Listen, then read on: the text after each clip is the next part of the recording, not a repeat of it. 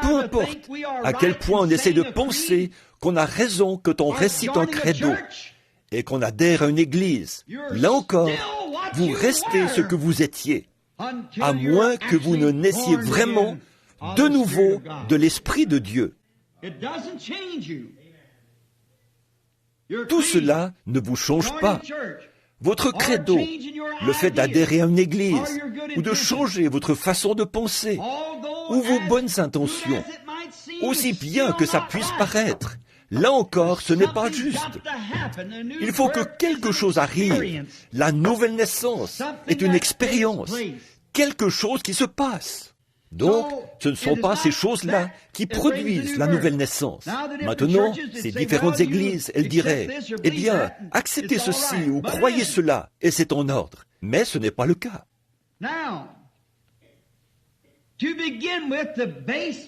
Maintenant, pour commencer, pour servir de fondement, la raison pour laquelle il faut que nous naissions de nouveau, c'est parce que la Bible nous enseigne que nous sommes tous nés dans le péché, enfantés dans l'iniquité, venus au monde en disant des mensonges.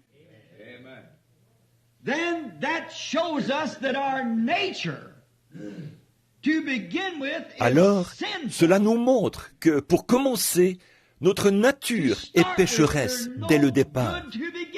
Nous ne valons rien pour commencer.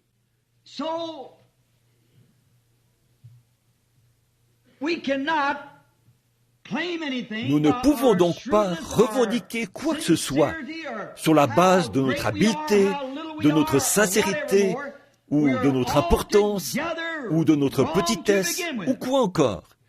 Nous sommes entièrement dans l'erreur, dès le départ. Et nous ne pouvons rien y changer.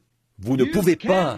Jésus a dit, qui, par ses inquiétudes, peut ajouter une à sa taille, une mesure à sa taille. Vous aurez beau vous inquiéter constamment, rêver de cela constamment, lire à ce sujet, l'étudier, l'examiner, et tout ça. Et ça ne vous aidera pas, pas d'un seul iota. Alors ça élimine déjà tout ça.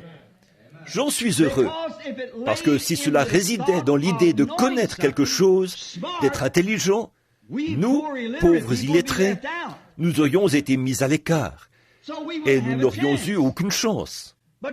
Mais Dieu a changé les choses, ou plutôt, ça n'a jamais été son mode de fonctionnement dès le départ. Les églises compliquent toujours les choses. Dieu, lui, les simplifie.